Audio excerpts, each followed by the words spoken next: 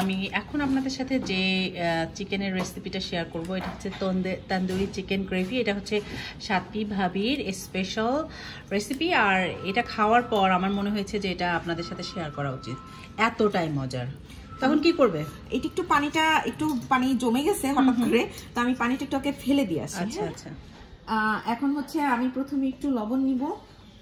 আচ্ছা, এখানে ব্রয়লার মুরগির মাংস নেওয়া হয়েছে, কিন্তু কেউ চাইলে দেশি মুরগি দিয়েও করতে পারে, তবে ব্রয়লার মুরগি দিয়ে ভালো হয়, তাই তো? না, ওইটা দিলে সাইজটা সুন্দর হয়। আচ্ছা, তো প্রথমে একটু লবণ নিলাম, এখন একটু মরিচের একটু ঝাল ঝাল হয়, তো আমরা এখানে একটা মুরগি আছে না? হ্যাঁ, পুরো একটা মুরগি আছে।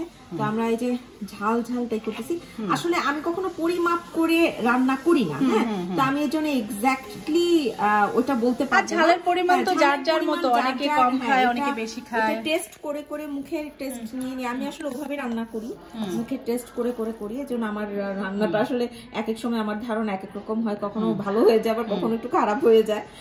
তো যাই হোক, হলুদ দিলাম, মরিচ দিলাম, লবণ দিলাম, তারপরে এখান থেকে আমি একটু আদা রসুন নিব। এখানে আদা বাটা যাচ্ছে। আচ্ছা, এখন রসুন বাটা। আচ্ছা, 1 চামচ মতো। হ্যাঁ, 1 চামচ 1.5 চামচ এরকম। ওইটা মানে মুরগির এই অনুযায়ী পরিমাপ, এটা তো জাস্ট ম্যারিনেট করে রাখার জন্য। তো এটা আসলে, আর এখানে আমি দিব তান্দুরি চিকেনের যে মশলাটা আছে, তান্দুরি মশলা। আচ্ছা আচ্ছা, তুমি রাঁধুনিটা, যে অন্য কেউ ব্র্যান্ড, হ্যাঁ, যেটা ইউজ করতে পারে। এই যে পরিমাণটা দিলাম, ওইটাও 1 থেকে 1.5 চা চামচ মতো। হ্যাঁ, এরকমই হবে আর কি। আচ্ছা, যেন ফ্লেভারটা আসে। আচ্ছা। আর পেঁয়াজ বাটা কখন দেওয়া হবে? পেঁয়াজ বাটা আমি রান্না করার সময় দেয়া। আচ্ছা, তখন লাগবে। এখন মেরিনেশনের জন্য জাস্ট এই মশলাগুলো। আচ্ছা, শুধু অল্প একটু আদা রসুন দিয়ে, লবণ দিয়ে, ঝাল দিয়ে, আর তান্দুরি চিকেনের যে মশলাটা আছে সেটা দিয়ে আর কি করে, যাতে ফ্লেভারটা ভিতরে ঢুকে যায়। আচ্ছা। আর এটা মেরিনেট করে কতক্ষণ রাখা হবে? এটা ডিপেন্ড, এটা আসলে যদি সময় থাকে তাহলে 1 ঘন্টা, আর যদি না হয় 15 মিনিট রেখেও করা যাবে। হ্যাঁ, তবে আমার মনে হয় যে আধা ঘন্টা যদি একটু রাখা যায় তাহলে জিনিসটা আর কি ভালো হবে। এখন আধা ঘন্টার জন্য মেরিনেট করে রাখা হবে। আধা ঘন্টা পরে রান্না শুরু হবে। কতখানি তেল দিবেন? হ্যাঁ, এটা আসলে ভাজার উপরে নির্ভর করে। আমি চারপাশে তেলটা কড়াইয়ের চারপাশে একটু দিলাম যেন না লাগে। হ্যাঁ, এটার জন্য একটু করলাম। এখন তেল ফুটে গেছে, গরম হয়ে গেছে আশা করি। এখন আমি আস্তে আস্তে চিকেনগুলোকে ভেজে নিতে হবে। সবগুলো চিকেন একসাথে দিয়ে দিবে নাকি অল্প অল্প করে ভাজবে?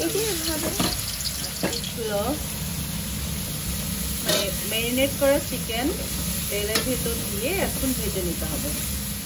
বলো, এটা ভাজতে হবে এখন, কিন্তু আগুনটা মানে আরো জোরে দিলে ভালো হয়। হ্যাঁ, এখানে একটু জোরে, মানে এটা জোরে জাল দিয়ে মানে এটা ভাজতে হবে। হ্যাঁ, এটা যেন পানিটার সাথে সাথে টেনে যায় এবং একটু পোড়া পোড়া ভাব চলে আসে।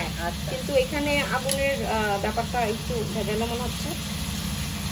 আগুনটা একটু তাপটা কম পাচ্ছে, এর জন্য পানিটা উঠে যাচ্ছে। এখন কতক্ষণ ভাজতে হবে? এটা আগুন বেশি থাকলে এটা বেশিক্ষণ লাগে না, কারণ ওই নিচে পোড়া পোড়া ভাবটা আসলে আমি মাংসগুলো উঠাই ফেলবো। আচ্ছা, আরো কিছুক্ষণ ভাজতে হবে। আচ্ছা, আর একটু কালো কালো হয়। আচ্ছা, কালো কালো করে ভাজতে হবে। হ্যাঁ, কালো মনে হয় না এখানে হবে। আচ্ছা, হয়ে গেছে ভাজা? হ্যাঁ, ভাজাটা আর একটু করলে ভালো হয়। এখন নিচে লেগে যাচ্ছে ওই পানি তাপের কারণে। আচ্ছা, এটা একটু আপনারা যখন ভাজবেন তখন এটা একটু কালো কালো হয়ে আসবে। আচ্ছা, নিচে একটু লাগবে, এরকম চাকর মাখানোর সময় যে ফিলিংটা, এটা আমি আপনাদেরকে দেখাচ্ছি। এই যে এখানে যে কালারটা আসছে ওইরকম হবে। হ্যাঁ, এই যেখানে যে কালারটা আসছে, কালারটা এরকম আসবে। ঠিক আছে, ভাজা মাংসগুলো এবার অন্য আর একটা পাত্রে তুলে নিতে হবে, তাই তো? হ্যাঁ, ওই তেলটার মধ্যে পেঁয়াজ কুচি দেওয়া হলো।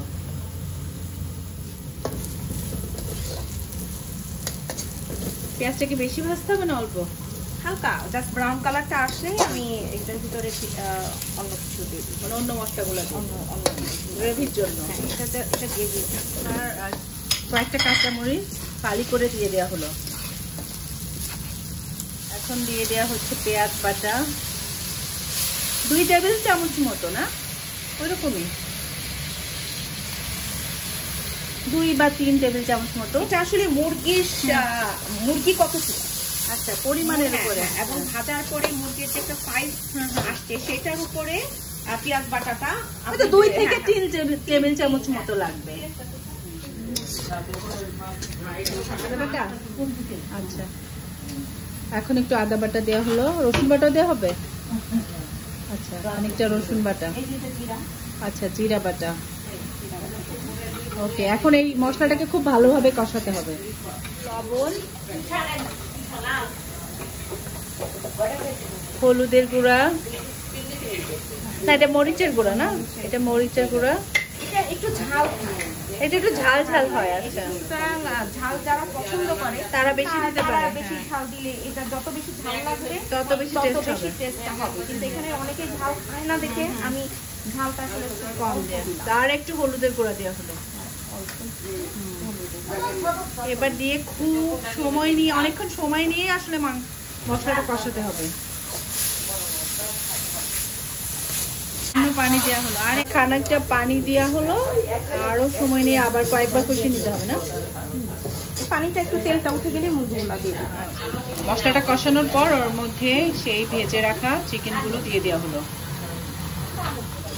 তারপরে আবার খানিকক্ষণ সময় নিয়ে আবার কষিয়ে নিতে হবে মশলার সাথে মাংস, তাই না? হ্যাঁ, এবং এই কষানোর সময় একটু তান্দুরি মশলার দিলে স্বাদটা ভালো হয়। হ্যাঁ, সেটা আমি আমার আন্দাজ মতো যেভাবে একটু দিয়ে দিলাম কষানোর জন্য।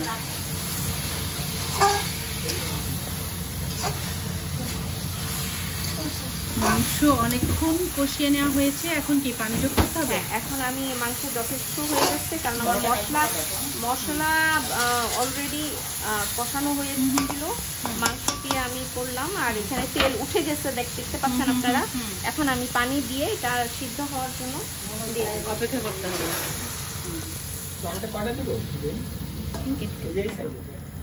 তাহলে এখন মাংস এটা মানে ফুটে ওঠা পর্যন্ত অপেক্ষা করতে হবে, না লো আঁচে রেখে দিতে হবে? লো আছে বা এমনি এটা আসলে মাঝারি আঁচে রেখে দিলে পানি যখন ফুটে যাবে তখন আস্তে আস্তে, যেহেতু আগেই বললাম যে ইসের একটু আগুনের সমস্যা আছে, ইনশাল্লাহ এটা মাঝারি আঁচে রেখে দিতে হবে। মাংসটা সিদ্ধ হয়েছে। পরে টমেটো কাটছি, এখানে 4টা টমেটো দেওয়া হয়েছে। টমেটো আমি দিয়ে দিছি কারণ গ্রেভিটা মানে সিদ্ধ অলরেডি ডান, অল্প কিছু হয়তো 5-10 মিনিট লাগবে, আরো 5 মিনিট। তো এই জন্য আমি টমেটোটা দিয়ে দিলাম, যেন টমেটোটা একটু হালকা সিদ্ধ হয়, গলে না যায়, বাট একটু হালকা যেন সিদ্ধ হয়। আর তারপরে কি এখন ঢেকে দিতে হবে? এখন ঢেকে দিব, কিন্তু আঁচটা আর একটু অল্প দিব। হ্যাঁ, একেবারে নিভু আছে রেখে তাহলেই রেডি। তাহলেই তৈরি হয়ে যাবে সাথী ভাবির হাতের special tandoori chicken gravy. Wow, দেখতে সেই রকম সুন্দর দেখাচ্ছে আর অনেক ইয়াম্মি। এখন খেয়ে দেখবো কেমন হয়েছে। এবং গরম গরম পরোটা দিয়ে এটা খেতে বেশি, বলো না কি কি এটা? নান, পরোটা এগুলা দিয়ে বেশি ভালো লাগে, পোলাও, বাট এটা ভাত আইটেম না, ভাতের সাথে তেমন ভালো লাগে না। আর এই যে টমেটোটা হয়ে গেছে, আচ্ছা, টমেটোটা হাফ ডান হয়ে গেছে, এই অবস্থা মানে আমাদের টমেটো দেওয়ার কারণে এটা লুকটা একটু চেঞ্জ আসছে, অনেক দেখতে অসাধারণ দেখাচ্ছে আর খেতেও অনেক। আশা করি ভালো, আশা করি না এটা সবসময় তোমার ভালো হয়, ইনশাল্লাহ এবারও হবে।